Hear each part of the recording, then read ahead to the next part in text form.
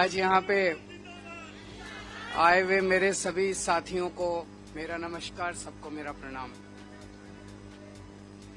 दोस्तों, अभी 3 दिन पहले हमने देखा कि किस तरह से संसद के अंदर देश के गृह मंत्री और भारतीय जनता पार्टी के लीडर अमित शाह जी ने संसद में बाबा साहब अम्बेडकर का अपमान किया।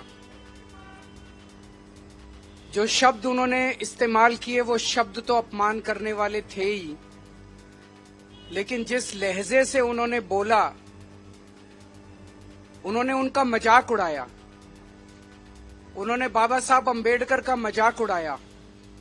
उन्होंने कहा अम्बेडकर अम्बेडकर अम्बेडकर कहना आजकल फैशन हो गया है। उससे मुझे पर्सनली, मैं बाबा साहब अम्बेडकर का अपने आप को भक्त मानता हूं, मुझे पर्सनली बहुत दुख हुआ और मैं समझता हूं कि बाबा साहब को चाहने वाले करोड़ों करोड़ों लोगों को दुनिया भर में बेहद पीड़ा पहुंची उससे। बाबा साहब अम्बेडकर जब जिंदा थे तब भी अपने पूरे जीवन में उन्होंने इस तरह से बहुत लोग उनके समय में भी उनका मजाक उड़ाया करते थे, लेकिन किसी ने सोचा नहीं था कि आजाद भारत के अंदर भी ऐसा समय आएगा जब कोई पार्टी और कोई नेता इस तरह से खुलेआम संसद के अंदर, आज संसद किस वजह से है? संसद बाबा साहब अम्बेडकर के संविधान की वजह से है। उस संसद के अंदर बैठ के बाबा साहब अम्बेडकर का खुलेआम मजाक उड़ाया जाएगा, किसी ने सोचा भी नहीं था। एक तरफ हम उसकी कड़ी निंदा करते हैं, भारतीय जनता पार्टी की कड़ी निंदा करते हैं, उनके नेताओं की कड़ी निंदा करते हैं जिन्होंने खुलेआम इस तरह से बाबा साहब अम्बेडकर का मजाक उड़ाया, लेकिन उसके जवाब में आज मैं बाबा साहब अम्बेडकर के सम्मान में एक बहुत बड़ी घोषणा करने जा रहा हूं।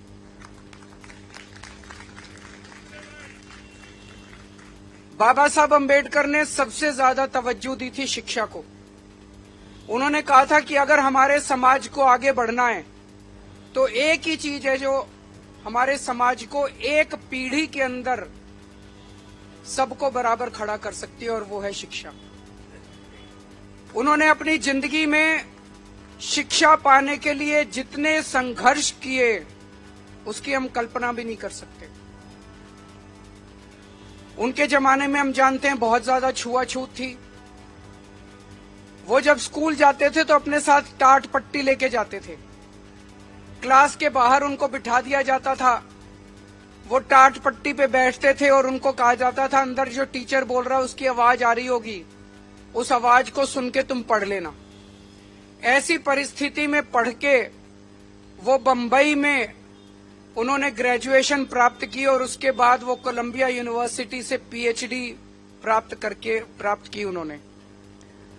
1915 में उन्होंने कोलंबिया यूनिवर्सिटी से पीएचडी प्राप्त की और उसके बाद वो लंदन स्कूल ऑफ इकोनॉमिक्स गए, वहां से उन्होंने पीएचडी की।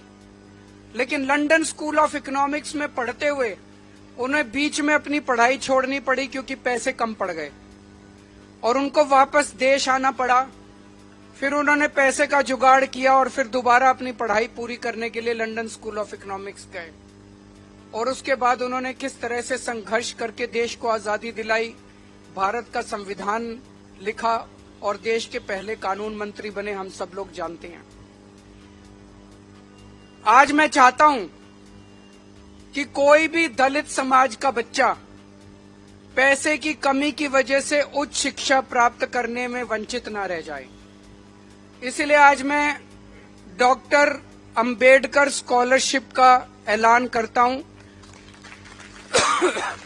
कि दलित समाज का कोई भी बच्चा अगर दुनिया की किसी भी टॉप की यूनिवर्सिटी में पढ़ना चाहेगा तो वो बच्चा उस यूनिवर्सिटी में एडमिशन ले ले। बस एडमिशन लेने के बाद उसका सारा पढ़ाई का खर्चा, आने जाने का खर्चा, सारा खर्चा दिल्ली सरकार वहन करेगी।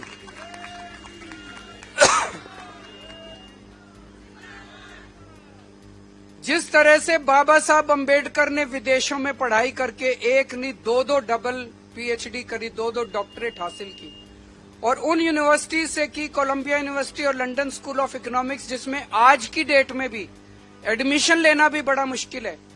और उनको पैसे की किल्लत हुई, लेकिन आज हम आजाद भारत में सांस ले रहे हैं।